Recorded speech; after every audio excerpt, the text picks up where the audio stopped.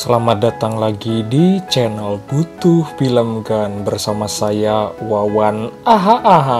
Jos. Kali ini kita akan bahas cerita singkat anime Mushoku Tensei Jobless Reincarnation Season 2. Tapi sebelum masuk ke ceritanya, kita mau ngingetin ke kalian, jangan lupa untuk klik subscribe dan like juga guys. Ayo sama-sama bantu channel ini supaya memberikan hiburan ke semua orang. Oke? Cerita berlanjut. Rudy bersama para bebenguknya pergi berpetualang. Sampai di sebuah kota bernama Milis.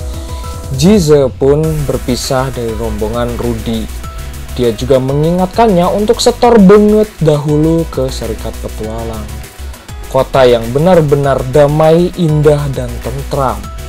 Rudy dan lainnya pun menginap di sebuah penginapan.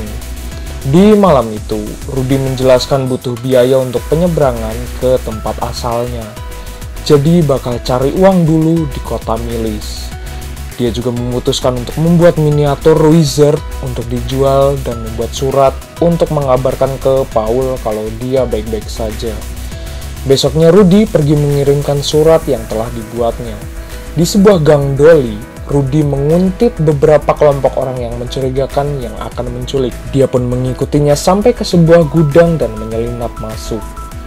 Memantau kegiatan para penculik, tetapi Rudy malah kaget karena ada cangcut di bagian box itu, membuat sindikat penculik itu melakukan perlawanan dengannya. Rudy menutup wajahnya dengan cangcut dan menyamar sebagai wizard dari Dead End.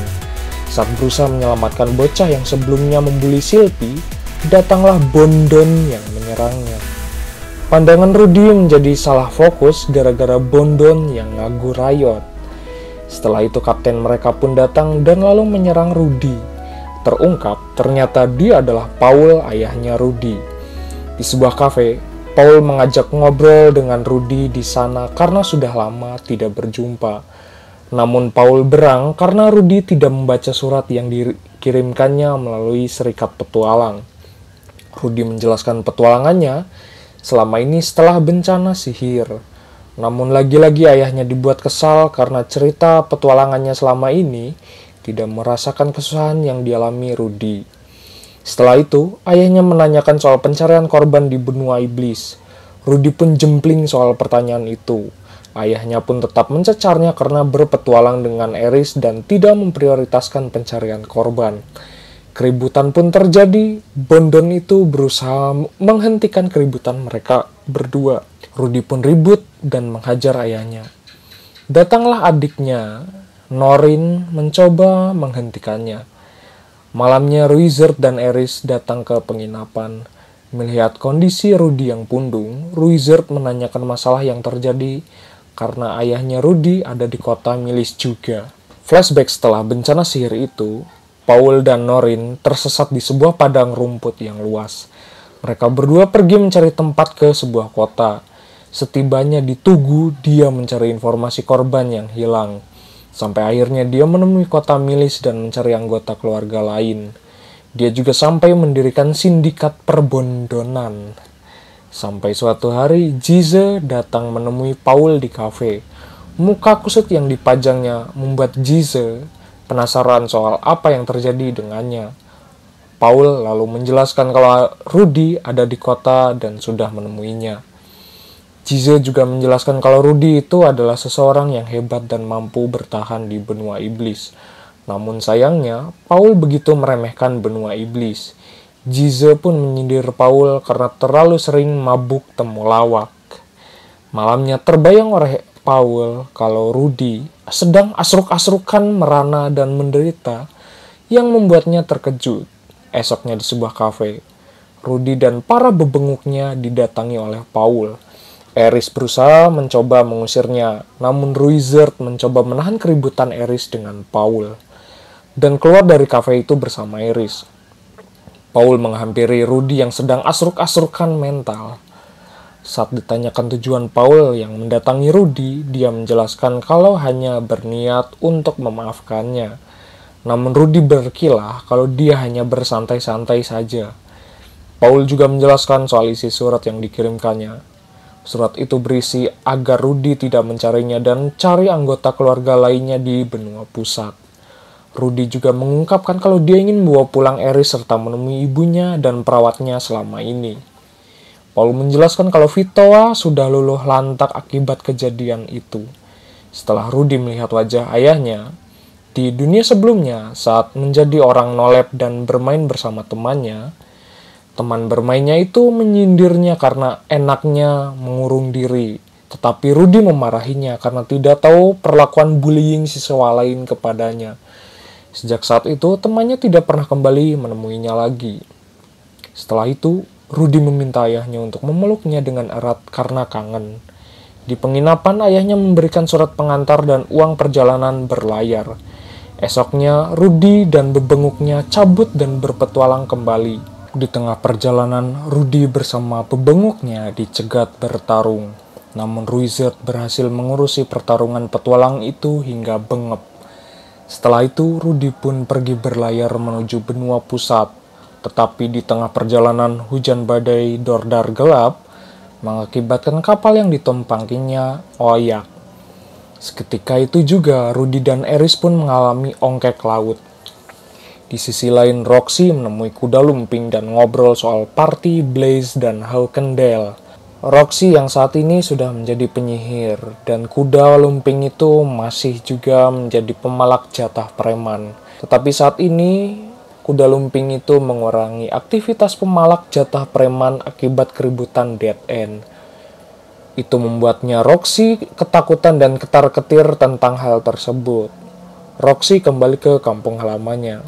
Sampai di sebuah tempat, dia melihat ada anak yang sedang bermain terjatuh dan terluka. Roxy pun membantunya untuk melakukan healing kepada bocah tersebut. Tiba di rumah, Roxy bertemu ibunya dan ayahnya. Ayahnya memintanya bercerita tentang petualangannya selama ini. Tetapi Roxy bilang dia akan segera pergi lagi. Pada masa lalu, Roxy menyadari pada waktu mudanya, dia berbeda dengan teman sebayanya yang lain. Dan akhirnya Roxy menyadari karena tidak dapat bertelepati dengan yang lain. Esoknya Roxy terbangun dari tidur dan setelah makan, dia berencana ingin mencari muridnya yang hilang. Ayahnya menjelaskan kalau 2 tahun lalu ada petualang bernama Rudeus mendatangi kampungnya. Ibunya juga menjelaskan kalau dia juga berpetualang dengan Eris dan Ruizard dari suku Superdo. Membuat Roxy ketar-ketir dan pingsan mendengarnya. Roxy kemudian berpamitan dan cabut dari desanya. Ibunya berpesan untuk membawa serta Rudeus ke kampungnya. Namun ayahnya menolak hal tersebut. Roxy menemui kembali Elina Lise yang sedang bercocok tanam. Elina Lise mengungkapkan kalau dilihat rame-rame maka semakin anget rasanya. Rudy kembali bertemu Jurik di dalam mimpinya. Nggak kerasa sudah setahun tidak menemui Jurik itu kembali. Rudy meminta masukan ke Jurik itu soal lokasi keluarganya yang lain. Jurik itu lalu memberikan informasinya untuk menemui Aisha Greyrat di sebuah gang Dolly dan menyembunyikan nama atau identitas asli Rudy kepadanya, alias menggunakan nama samaran saja. Setelah itu, menulis surat untuk kenalannya yang ada di istana Sirone, dengan tujuan untuk menyelamatkan Lilia dan Aisha dari istana. Rudy dan para babangusnya menyusuri sungai untuk sampai ke kota Sirone. Rudy juga sempat sarapan lepet yang enak sekali. Tiba di kota kerajaan Sirone, Rudy bergumam di dalam hatinya bahwa seseorang yang dimaksud oleh Jurik itu untuk pengiriman surat adalah Roxy. Sampainya di Serikat Petualang, Rudy pun mengirimkan surat itu ke istana. Saat berjalan-jalan keliling di kota itu, dia diikuti oleh adiknya Aisha Greyrat tanpa sadar. Sampai akhirnya terdengar suara jeritan Aisha di balik tembok buatannya. Penjaga di sana mencoba untuk menangkapnya dan mengambil surat dari Aisha. Dia pun meminta pertolongan Rudy dan mencoba melawan penjaga dengan kemampuan sihirnya. Rudy dan Aisha mencoba kabur dengan melemparkannya dari bumi. Di sebuah tempat, Aisha mengenalkan dirinya, tetapi Rudy menggunakan nama samaran sesuai petunjuk yang diberikan Jurik.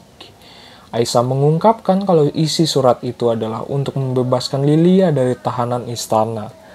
Selain itu, Aisyah juga mengungkapkan isi dari box milik Rudy yang berisi cangcut Rosie. Akhirnya, Rudy pun paham maksud dan tujuan jurik itu menyamarkan dirinya karena kakaknya Aisyah adalah seorang hentai. Rudy pun membawa Aisyah tinggal dan tidur bersama kedua bebenguknya. Besok paginya, Rudy dipanggil oleh ajudan istana bernama Ginger York untuk menemui pangeran kerajaan Sirone. Rudy pergi ke istana meninggalkan Eris dan Wizard serta memintanya untuk menjaga Aisyah. Sesampainya di istana, Rudy bertemu dengan pangeran bernama Pax Sirone dan Lilia yang menjadi tawanan istana.